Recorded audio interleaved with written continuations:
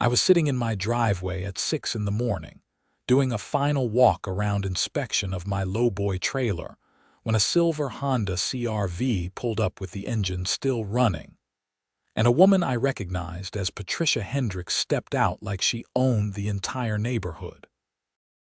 She wore a crisp white blouse despite the early hour and carried a clipboard like it was a weapon, her perfectly manicured nails already pointing at my trailer before her car door even shut. "Excuse me, but that monstrosity needs to be removed from this property immediately," she announced, her voice sharp enough to cut through the morning silence. I could hear birds scatter from nearby trees. I straightened up from checking the tire pressure on the Lowboy. The massive red fire engine sitting on top of it gleamed in the early light, still wet from the washing I'd given it the night before. This was engine 47 from Sacramento, and it needed to be in Redding by noon for wildfire deployment. "Morning to you too, Patricia," I said, trying to keep my tone neutral.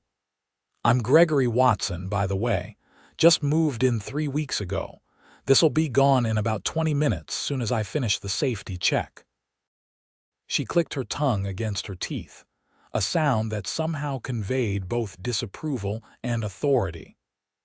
"Mr. Watson, I am the president of the Meadowbrook Estates Homeowners Association. That trailer is in direct violation of our CC and Articles, Section 4.7, which explicitly prohibits commercial vehicles, trailers, or equipment exceeding standard passenger vehicle dimensions from being visible on any property within our community." I blinked at her, processing what she just said. "It's not staying here. I'm literally about to leave for a transport job. This is temporary loading." "Irrelevant." She made a note on her clipboard. "The violation occurred the moment that vehicle became visible from the street. You'll be receiving a formal citation in the mail, and I'm documenting this incident with photographs." She actually pulled out her phone and started taking pictures. I rubbed my face with both hands, feeling the exhaustion from having been up since 4 in the morning preparing this load. My business, Watson Heavy Transport, specialized in emergency vehicle logistics. When California's firefighting resources needed to move fast, they called me. With wildfire season starting earlier every year and lasting longer, I stayed busy from March through November. "Look, I understand there are rules," I said, watching her circle my rig like a predator sizing up prey. "But this is emergency services work. That fire engine is needed in Redding because there's a brush fire that started yesterday afternoon near Shasta Lake. Every minute counts with these situations." Patricia lowered her phone and gave me a look that could freeze water. "Mr. Watson, everyone thinks their job is important. If we made exceptions for every resident who claimed special circumstances, our property values would plummet. Do you know what happens to home values when a neighborhood starts looking like a truck depot? It doesn't look like a truck depot. I'm here maybe twice a week to load or unload, and I'm gone within an hour each time. Twice a week." Her eyebrows shot up so high they nearly met her hairline. "Absolutely not. This is a residential community, not a commercial operations hub. You'll need to find alternative arrangements immediately." I felt my jaw clench. "Alternative arrangements? Lady, do you have any idea what's involved in transporting emergency vehicles? I can't just load a fire truck in a Walmart parking lot. I need my property because I have the permits, the insurance, the proper equipment setup. Then perhaps you should have purchased property zoned for commercial use." She made another note on her clipboard. "I'll be submitting this to the board for immediate review. Expect a hearing notice within 14 days. Before I could respond, my phone buzzed. It was dispatch from the California Department of Forestry and Fire Protection, asking for my ETA. I typed back a quick response and looked up to find Patricia still standing there, arms crossed. "I need to go," I said flatly. People's homes are at risk, and our community standards are at risk, she countered. Good day, Mr. Watson. She walked back to her CRV with the posture of someone who just won a significant battle.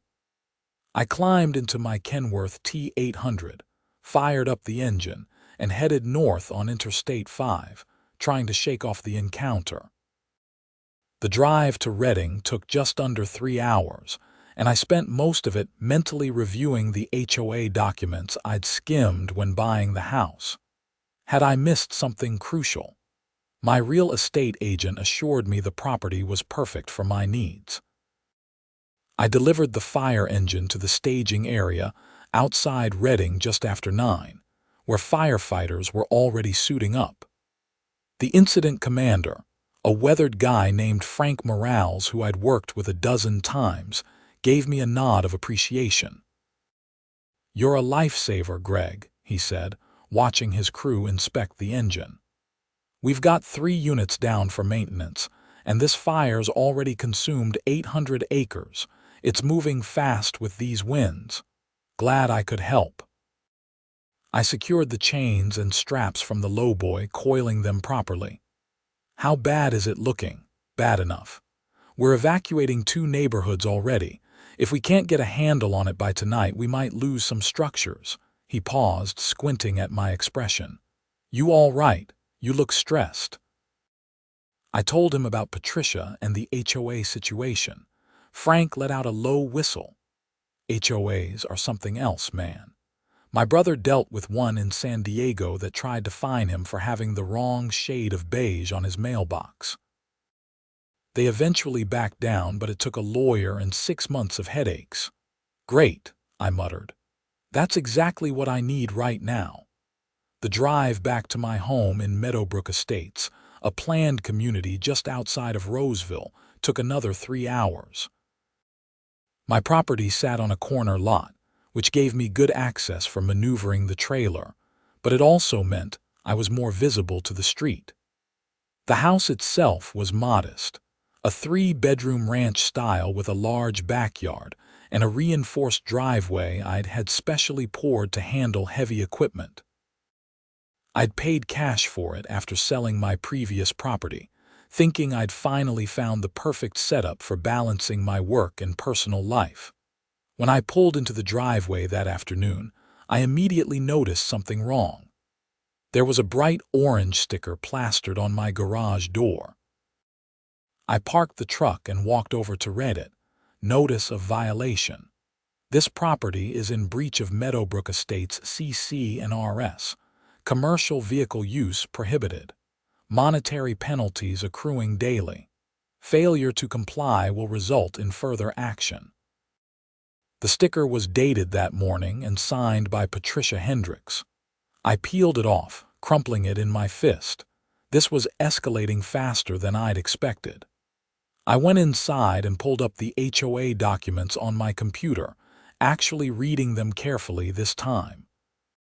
Section 4.7 did indeed prohibit commercial vehicles from being stored, parked, or maintained on any property. The wording was vague enough to be interpreted broadly. Section 8.2 outlined the penalty structure. $200 for the first violation, $500 for the second, and escalating from there. Section 9.4 gave the HOA board authority to place liens on properties for unpaid fines. I sat back in my chair, staring at the screen. This was worse than I thought. If Patricia wanted to press this issue, she could potentially fine me every single time I brought the trailer home. At twice a week, that would add up to catastrophic amounts quickly. My phone rang. It was Jennifer Kowalski, my business partner who handled the administrative side of Watson Heavy Transport. "Hey Greg, I just got a weird email from someone named Patricia Hendricks asking for documentation of your business operations, your client list, and your transport schedule for the past year. What's going on?" I explained the situation while pacing around my kitchen. Jennifer listened without interrupting, which meant she was taking notes. Okay, she said finally. This is problematic but not insurmountable. First thing we need to do is get a lawyer. Second, you need to document everything. Every transport, every client, every communication with this HOA. Third, start looking into the public benefit angle. You're not running a tire shop out of your garage. You're providing critical emergency services logistics. Will any of that matter to the HOA? It'll matter to a judge if this goes to court. HOAs have a lot of power, but they're not above the law.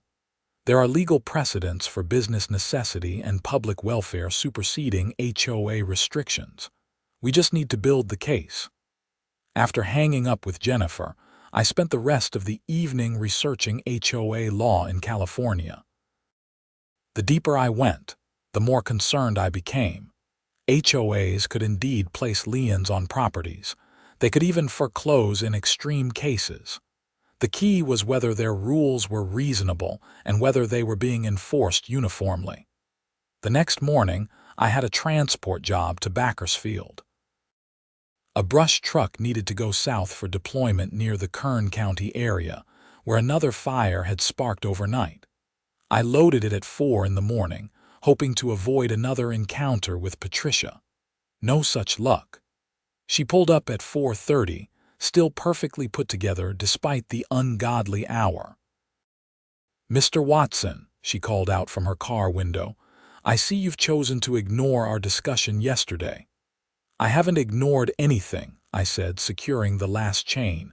"I'm working. This is my job. And I'm doing mine." She held up her phone, recording video now. "This is the second violation in as many days. The board will be reviewing your case at our emergency session tonight." Emergency session. For a trailer that's gone in 10 minutes. For a resident who is flagrantly disregarding community standards, she corrected. "You're setting a dangerous precedent. If we allow you to operate a commercial transport business from your home, what's next? Auto repair shops, construction equipment rentals. Where does it end?" I climbed into the truck cab without responding. There was no point arguing with her. Some people saw the world in rigid terms, and Patricia was clearly one of them. The drive to Bakersfield and back took most of the day. When I returned that evening, there was an envelope taped to my front door. Inside was a formal notice from the Meadowbrook Estates HOA Board of Directors, informing me that I was being fined $700 for 2 violations, and that a hearing was scheduled for the following Thursday at 7 in the evening. I called Jennifer again. She'd already been in touch with a lawyer named Marcus Chen, who specialized in HOA disputes. Marcus agreed to take my case and wanted to meet the next day. His office was in downtown Sacramento, in one of those renovated historic buildings with exposed brick and modern furniture that tried too hard to look casual. Marcus himself was in his 40s, wearing jeans and a polo shirt, with reading glasses perched on his head. "So," he said, after I'd explained everything, "Patricia Hendricks sounds like a piece of work. That's putting it mildly. Here's the thing about HOA cases." Marcus leaned back in his chair. "They're frustrating because HOAs have legitimate authority, but they also frequently overreach. Your situation is interesting because you're providing emergency services support. That's not the same as running a landscaping company or a plumbing business out of your house." That's what I tried to tell her. The problem is the CC and Articus are pretty clear about commercial vehicles. The question becomes whether the restriction is being applied fairly and whether it's reasonable given the nature of your work. He pulled up something on his computer. "I'm going to dig into Meadowbrook Estates history. I want to see if they've made exceptions before or if they've been inconsistent in enforcement. That's our best angle. What about the public benefit aspect? It helps, but it's not a silver bullet. California does have some provisions for essential services, but those typically apply to utility workers, emergency responders, things like that. You're a contractor, even if you're contracting for emergency services. I left Marcus's office feeling only marginally better. He'd requested copies of all my contracts, my business licenses, and documentation of every transport I'd done in the past 2 years. It was going to be a lot of work to compile. Over the next few days, I had 3 more transport jobs. Each time I loaded or unloaded at my house, Patricia appeared like clockwork to document it. She never yelled or made a scene. She just stood there with her phone, recording everything, taking notes, being the perfect picture of an HOA enforcer doing her duty. The third time, my neighbor from across the street came over after Patricia left.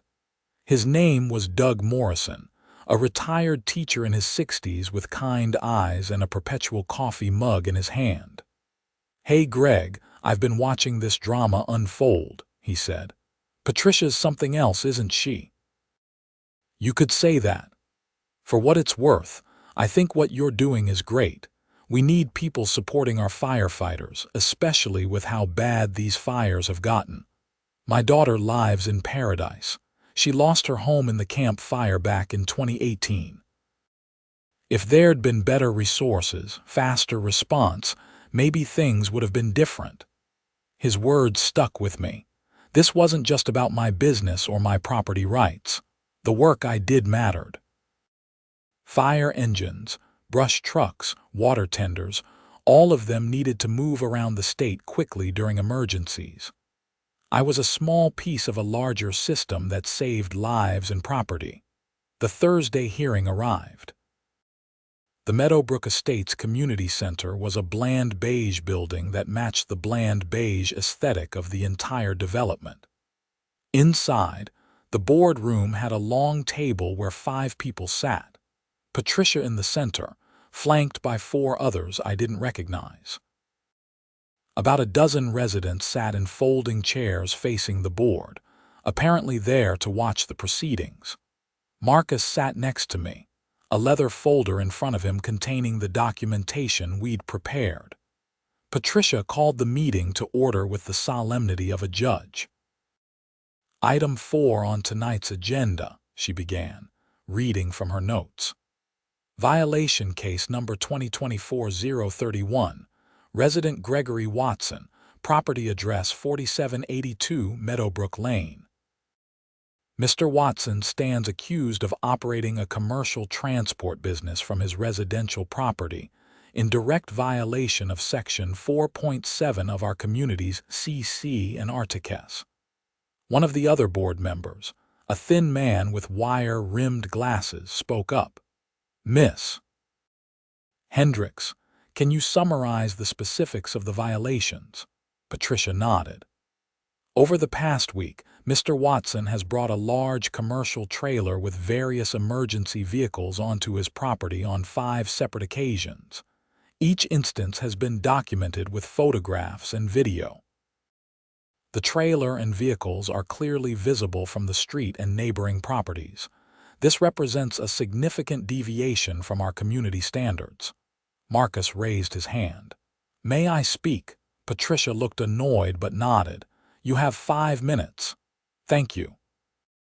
"My name is Marcus Chen, and I'm representing Mr. Watson in this matter.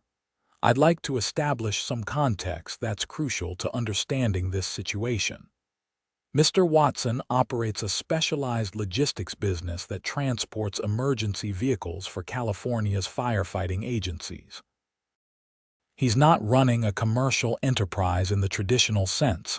He's supporting critical emergency services infrastructure." "The distinction is irrelevant," Patricia interrupted. "Commercial is commercial." "Actually, it's very relevant," Marcus continued smoothly. "California law recognizes that certain activities, particularly those related to public safety and emergency services, warrant different considerations. Mr. Watson's work directly supports wildfire response efforts across the state. During peak fire season, his services are essential to resource deployment. Another board member, a woman with short gray hair, raised her hand. "I have a question. Mr. Watson, how often do these transports occur?" I stood up. "It varies by season. During fire season, which runs roughly March through November, I average 2 to 3 transports per week. Off-season, it drops to maybe 1 or 2 per month. Each time I'm at my property, I'm there for less than an hour." "That's still roughly 100 instances per year," Patricia said sharply. 100 times that our community is subjected to commercial truck traffic and the presence of oversized vehicles. Subjected to. I couldn't keep the frustration out of my voice. "I'm helping transport fire engines that protect people's homes, including homes in this neighborhood." "Your noble intentions don't negate your violations," Patricia shot back. "And frankly, your tone is becoming hostile." Marcus put a hand on my arm, a signal to calm down. "May I present some additional documentation?" "I have letters here from the California Department of Forestry and Fire Protection, CAL FIRE, and 3 county fire departments, all attesting to the critical nature of Mr. Watson's services. I also have records showing that during last year's wildfire season, his transports directly contributed to successful emergency responses that saved over 200 structures and possibly prevented loss of life." He passed the documents to Patricia, who glanced at them with barely concealed disinterest. "I'm sure Mr. Watson's work is commendable, but this board's responsibility is to our community and our property values. We cannot create special exemptions based on emotional appeals." "This isn't an emotional appeal," Marcus said, his voice hardening slightly. "This is a legal argument. HOA restrictions must be reasonable and serve a legitimate purpose.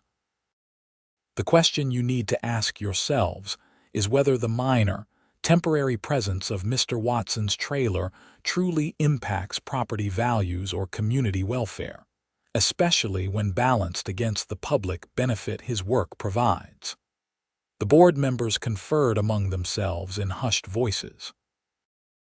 I watched Patricia's face, seeing the determination there. She'd already made up her mind before this hearing even started. Finally, the thin man with glasses spoke. "Mr. Watson, have you considered alternatives? Could you base your operations elsewhere?" "I've looked into it," I said honestly. "Commercial yards that could accommodate this type of work run between $3,000 and $5,000 per month. That's not sustainable for my business model. Plus, my contracts often require rapid response. If I get a call at 2 in the morning that a fire engine needs to move, I need to be able to access my equipment immediately." "So your business model depends on using residential property for commercial purposes," Patricia said. It wasn't a question. "My business model depends on efficiency and reliability in emergency services support," I corrected, "which I've been providing successfully for 8 years. Patricia straightened her papers, a gesture that clearly signaled she was done listening. "I move that we uphold the violations and fine Mr. Watson $700 for the documented instances.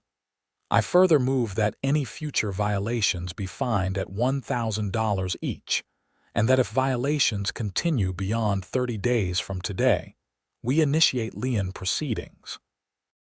The other board members voted, 3 ayes, 1 abstention.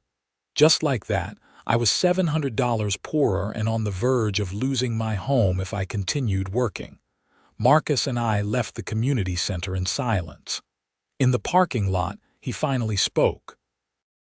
"That went about as badly as it could have. What now?" "Now we escalate. We file a lawsuit challenging the HOA's enforcement as unreasonable and discriminatory. It'll take time and money, but I think we have a solid case." "How much time and money?" 6 months to a year. "Legal fees will probably run $15,000 to $20,000, maybe more if they fight hard." I leaned against my truck, staring up at the darkening sky. $20,000 I didn't really have, plus the risk of mounting HOA fines in the meantime. This was spiraling out of control. That night, I couldn't sleep. I kept running through scenarios in my head, none of them good. I could comply with the HOA and find alternative arrangements, but that would probably bankrupt my business. I could fight and risk losing everything. Or I could sell the house and start over somewhere else, but in this market, that could take months. At 2 in the morning, my phone rang. It was CAL Fire Dispatch. There was a major fire outbreak near Nevada City, and they needed multiple engines transported immediately. 3 trucks needed to go from various stations to the staging area by dawn. "I'll make it happen," I told dispatch, already pulling on my clothes. I got to my house at 3, loaded the first engine from a nearby station, and was pulling into my driveway when Patricia's silver CRV appeared. At 3:30 in the morning, she was wearing a bathrobe and slippers, but she still had her phone out, recording. "You've got to be kidding me," I said, loud enough for her to hear through her closed window. She rolled down the window. "This is your first violation under the new fine structure. $1,000. I'll be documenting the time and date. There are people in danger. A fire started 2 hours ago and it's growing fast. I don't have time for this." "You never have time for following the rules," Patricia said. "That's the problem." Something in me snapped. Maybe it was the lack of sleep, maybe it was the pressure of the past week, but I walked over to her car and looked her dead in the eye. "You want to fine me, fine me. You want to put a lien on my house. Do it. But right now, I have a job to do that actually matters. A job that might save someone's life or their home. So unless you're planning to physically block my truck, I suggest you get out of my way." Patricia's expression didn't change. "You're being recorded, Mr. Watson. I'd be careful about making threats." That wasn't a threat. That was a statement of fact. I returned to my truck and finished the transport job, then the second and third. By the time the sun came up, I'd moved all 3 engines to Nevada City. The incident commander there, a woman named Sarah Chen, thanked me profusely. "The fire jumped the highway," she said, pointing to a map. "We've got it contained now, but it was touch and go for a while. Having these engines made the difference." I drove home exhausted, knowing there'd be another notice waiting for me. Sure enough, a new orange sticker was on my garage door. This one listed multiple violations and a total fine of $3,000 for doing my job, for helping fight fires. I called Marcus from my driveway. "They're trying to bury me in fines." I saw. Patricia sent the documentation to my office too. "She's being incredibly aggressive." He paused. "Greg, I think we need to go public with this. The court case will take time, but public pressure might get the HOA to back down faster." "Public how?" "Media. Local news loves stories like this. HOA overreach, emergency services being hampered. It's got all the elements. I have contacts at a few stations." I wasn't thrilled about becoming a news story, but I was running out of options. "Do it." 2 days later, a reporter named Amanda Reeves from KCRA 3 News showed up at my house with a camera crew. She was in her 30s, professional but warm, and she immediately understood the story. "So the HOA is fining you for helping fight fires," she said, shaking her head. "That's insane." We did an interview in my driveway, with the Lowboy trailer visible in the background. I explained the situation as clearly as I could, trying to stay calm and factual. Amanda also got a statement from Patricia, who doubled down on the HOA's position. "Rules exist for a reason," Patricia told the camera. "If we allow one person to violate our community standards, it opens the door for chaos. Mr. Watson can conduct his business elsewhere." The story aired that evening during the 6 o'clock news. My phone exploded with calls and texts. Friends, former clients, people I hadn't heard from in years, all expressing support. The news station's social media posts about the story went viral locally, with hundreds of comments condemning the HOA. But Patricia didn't budge. The next morning, I found another notice on my door. The HOA board had voted to accelerate the lien process due to my continued flagrant disregard for community standards. If I didn't pay the outstanding fines within 14 days, they would place a lien on my property. Marcus called with an update. The publicity is helping. I've been contacted by 3 other lawyers who want to help pro bono. There's also a state legislator's office that reached out. They're interested in the emergency services angle. What can a legislator do? Potentially a lot. If there's public support for clarifying the law around essential services and HOA restrictions, they might introduce legislation. It wouldn't help you immediately, but it could set precedent. The legislator was Assemblywoman Zara Gonzalez from District 6, which covered parts of Sacramento County.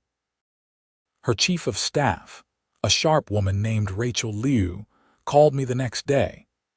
Assemblywoman Gonzalez is very concerned about your situation, Rachel said. She's been working on legislation related to wildfire preparedness, and your case highlights a gap in the law. Would you be willing to meet with her? I met with Zara Gonzalez at her Sacramento office the following Monday. She was in her 40s, energetic and clearly passionate about constituent issues. We talked for over an hour about my business, the importance of rapid emergency vehicle deployment, and the HOA situation. This is exactly the kind of bureaucratic nonsense that gets in the way of effective emergency response, Zara said, making notes.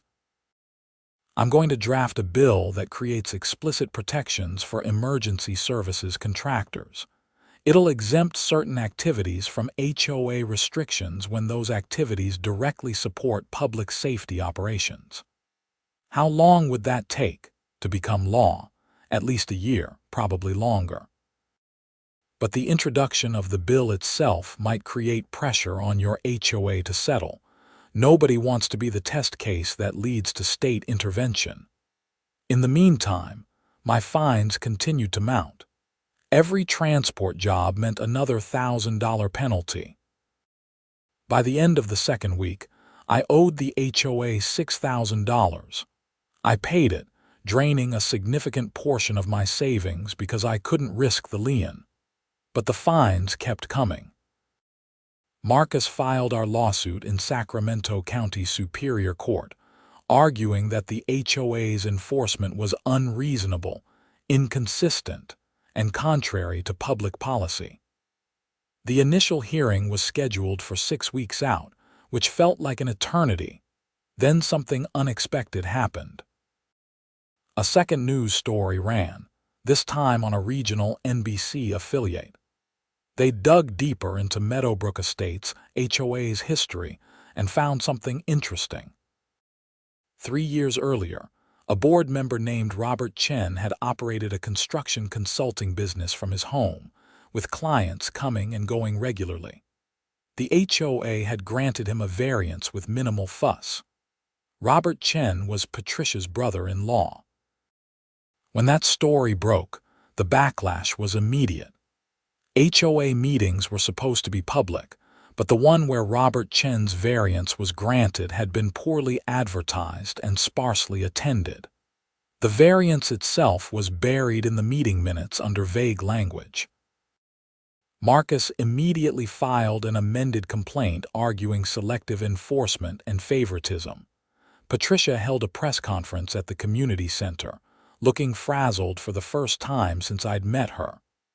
The situations are completely different. Mr. Chen's business involved occasional client meetings, not large commercial vehicles. But the damage was done. Residents started questioning the board's judgment. A petition circulated calling for Patricia's resignation. The local story became a regional story, than a statewide one. HOA president fines firefighter support contractor while giving family special treatment, read one headline. I felt vindicated but also uncomfortable with the attention. This had never been about taking down Patricia personally. I just wanted to do my job without harassment. 2 weeks before our court hearing, Marcus got a call from the HOA's lawyer. They wanted to settle. Patricia had been removed as board president by a vote of the other members, and the new leadership wanted to resolve the situation quietly. The settlement offer was straightforward. All fines would be waived. I could continue operating my business from the property with reasonable restrictions on hours and frequency. And the HOA would formally adopt a policy allowing essential services contractors to use their properties for work-related activities. Take it, Marcus advised. This is better than we could have hoped for. I agreed, but with one additional condition. I wanted a written apology from the HOA board acknowledging that my work served the public interest. It was petty, maybe, but after everything Patricia had put me through, I needed that acknowledgement. They agreed. The settlement was finalized 3 days later. I received a check refunding all the fines I'd paid, plus the legal fees were split 50-50 between me and the HOA. The written apology was brief and formal, but it was there in black and white. The story had one more chapter, though. Assemblywoman Gonzalez followed through on her legislation.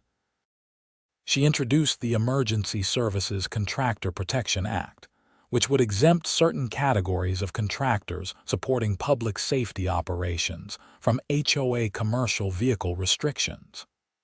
The bill had bipartisan support and moved through committee quickly. I was invited to testify at a hearing in the state capitol. Standing at the podium in that ornate hearing room, facing legislators and staff and members of the public, I told them about my business, about the transports I'd done during major fires, about Patricia and the HOA battle. Emergency response depends on logistics, I said. Fire engines don't teleport to where they're needed. Someone has to move them, and that someone needs to be able to operate efficiently.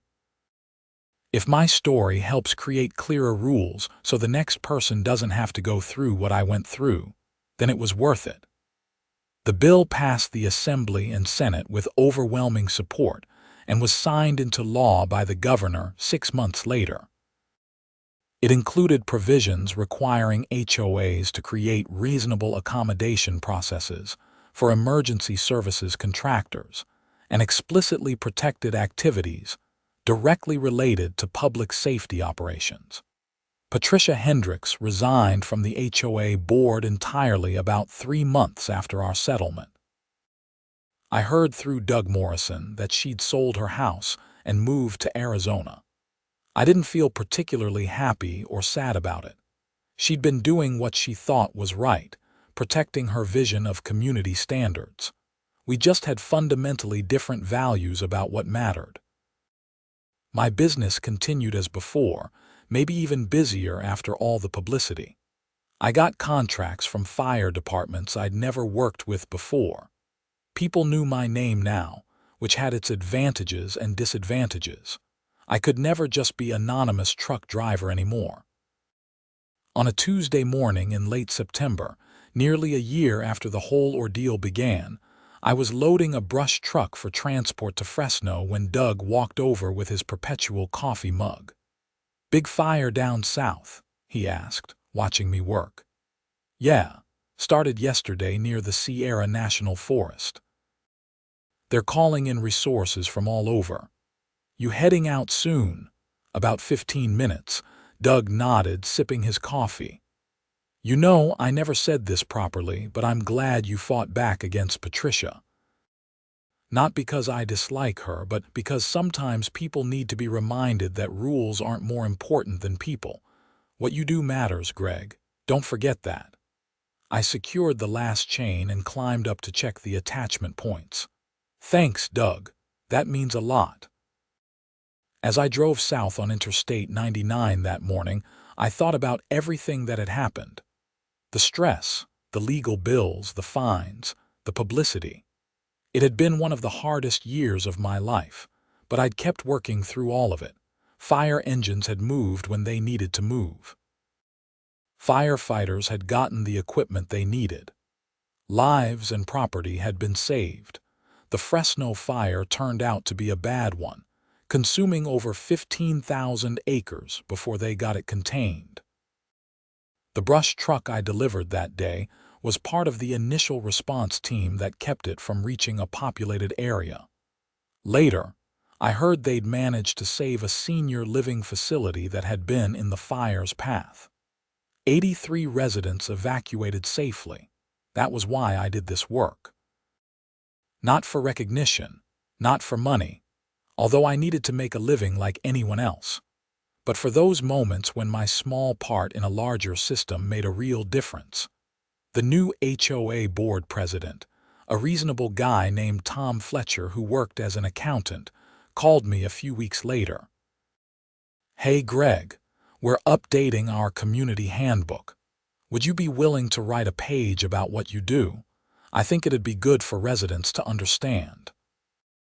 I agreed and wrote a brief explanation of Watson heavy transport, the types of vehicles I transported, and why rapid response mattered in wildfire situations.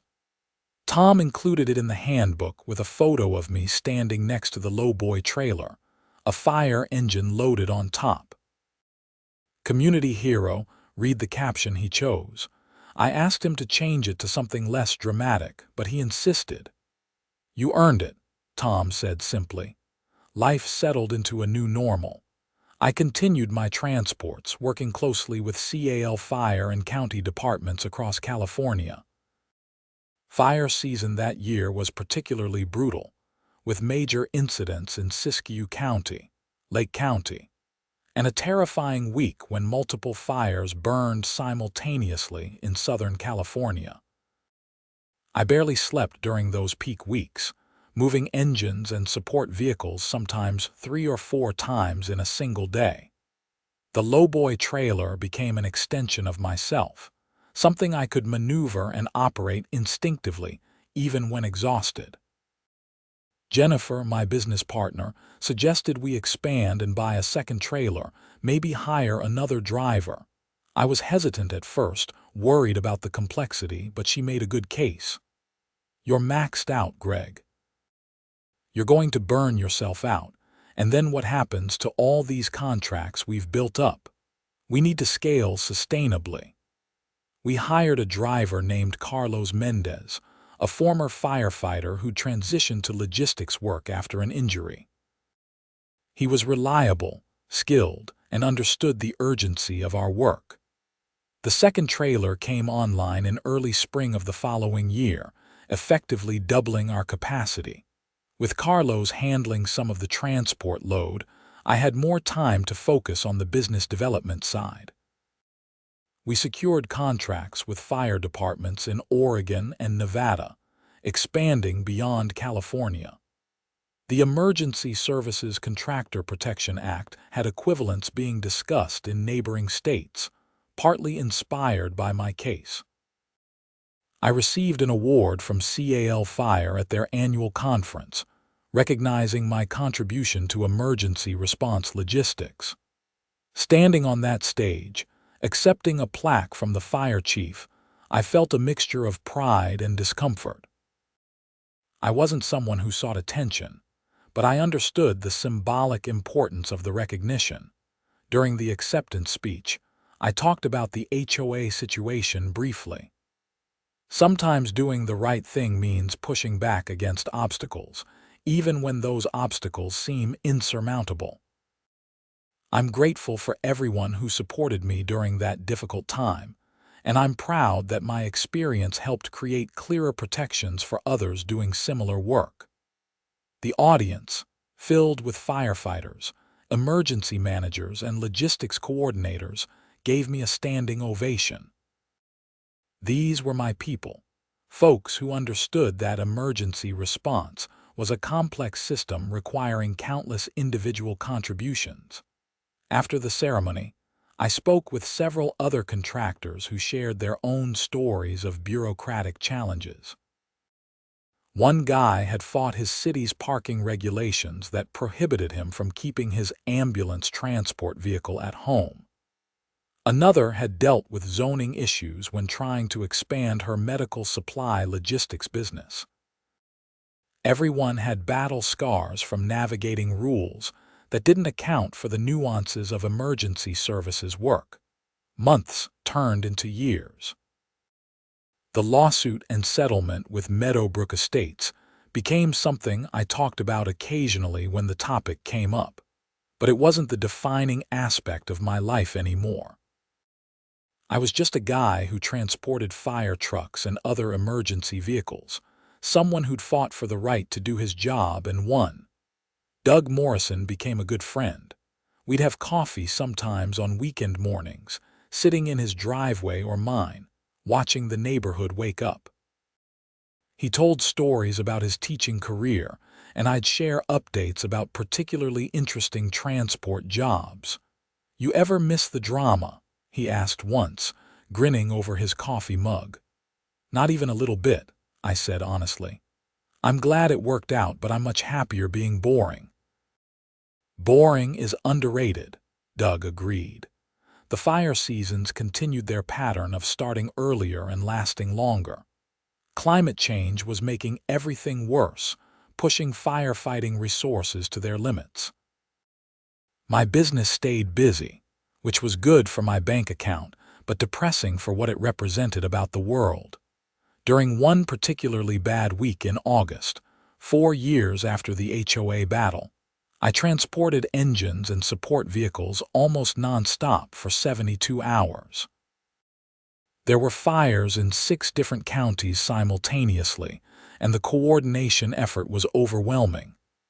I'd drop off a vehicle, drive to pick up another, deliver that one, and immediately get dispatched to the next job.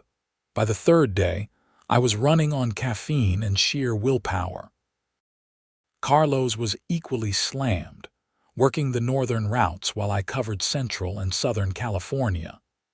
Jennifer coordinated everything from the office, managing the logistics puzzle of getting the right equipment to the right places at the right times. We made it work, but barely. When the fires finally calmed down and I got home, I slept for 14 hours straight. Jennifer called the next day. "We need to hire at least 2 more drivers and get 2 more trailers. We can't sustain operations at this intensity with just you and Carlos." She was right. We spent the next 6 months carefully expanding Watson Heavy Transport. We hired 2 additional drivers, veterans who understood discipline and reliability. We purchased 2 more Lowboy trailers and expanded our insurance coverage. The business grew from a small operation I could run mostly solo into something that required real management. It was terrifying and exciting in equal measure. I'd started Watson Heavy Transport 8 years earlier with a single trailer and a lot of ambition. Now we had 4 trailers, 4 drivers, a full-time office manager, and contracts across 3 states. Revenue had increased by 300%, but the core mission hadn't changed. We moved emergency vehicles when and where they were needed. That simple purpose drove everything else. On the 5-year anniversary of the settlement with the HOA, I was sitting in my driveway doing maintenance on one of the trailers when a car I didn't recognize pulled up. A woman in her 30s stepped out carrying a notebook. "Are you Gregory Watson?" she asked. "That's me. My name is Dr. Laura Simmons. I'm a researcher at UC Davis studying the logistics of wildfire response. I've been reading about your company and the legal battle you went through. Would you be willing to be interviewed for my research?" I agreed, and we talked for over 2 hours. Dr. Simmons was particularly interested in how regulatory barriers affected emergency response effectiveness. My case with the HOA became a significant part of her research paper, which was eventually published in a public policy journal. "You helped create measurable change," she told me when the paper came out. "The law you inspired has been adopted or adapted in 7 states now. That has ripple effects throughout emergency services logistics." It was strange to think that my fight with Patricia Hendricks over my trailer had led to actual policy changes affecting people I'd never meet. Life was weird that way, how small personal battles could sometimes connect to larger systemic issues. I kept working, kept transporting, kept being a small but essential piece of California's wildfire response infrastructure. The Lowboy trailer that started it all, the one Patricia had tried so hard to banish from Meadowbrook Estates, remained in service, hauling fire engines and brush trucks and water tenders to wherever they were needed. Some days, driving down a highway with a fire engine loaded behind me, I'd think about that first morning when Patricia showed up with her clipboard and her certainty that I was violating community standards. I'd think about how close I came to giving up, to letting the HOA bully me into closing my business or relocating. But I hadn't given up. I'd fought back, with help from good people like Marcus and Zara Gonzalez and Doug Morrison. And in fighting back, I'd helped create space for others doing similar work to operate without facing the same harassment. The Lowboy trailer rolled on, carrying its precious cargo to wherever flames threatened and firefighters needed equipment. And I drove it with pride, knowing that sometimes the most important thing you can do is simply refuse to back down when you know you're right. Years passed, and the memories of those stressful weeks fighting the HOA faded into just another story from my past, one I'd tell occasionally but didn't dwell on. Watson Heavy Transport continued growing steadily, becoming one of the most reliable emergency vehicle logistics companies on the West Coast. I bought a second property eventually, a small industrial lot in Sacramento County properly zoned for commercial use, which became our primary operations hub. But I kept the house in Meadowbrook Estates too, partly out of stubbornness, partly because I'd grown to genuinely like the community after Patricia left, and more reasonable people took over the HOA board. The fight had been worth it, not because I won, but because it established that people doing essential work deserve respect and accommodation, even in communities obsessed with maintaining appearances. Rules matter, but so does common sense and understanding context. And every time a fire engine I transported helped save lives or property, I knew that standing my ground against Patricia Hendricks and that HOA board had been one of the best decisions I ever made, even when it felt like the hardest thing in the world.